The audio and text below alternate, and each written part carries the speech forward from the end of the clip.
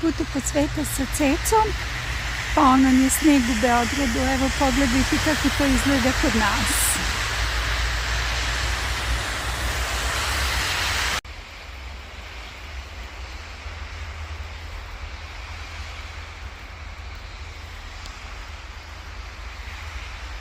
Oko sveta sa Cecom, vi ste i dalje u mom komšiluku na Novom Beogradu sam, evo vidite, pod snežnim pokrivačem kako izgleda kod mene. Čekali smo dugo da nam padne sneg i evo za božićne praznike on je tu. Ja sam baš dosta prošetala, malo sam se umorila, ali svejedno kad dođem kući sačekat će me topao čaj.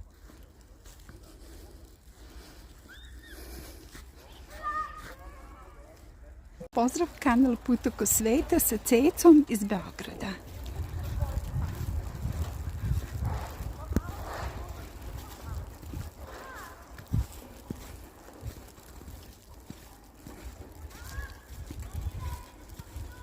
Evo vidimo jednog lijepog sneškodelića.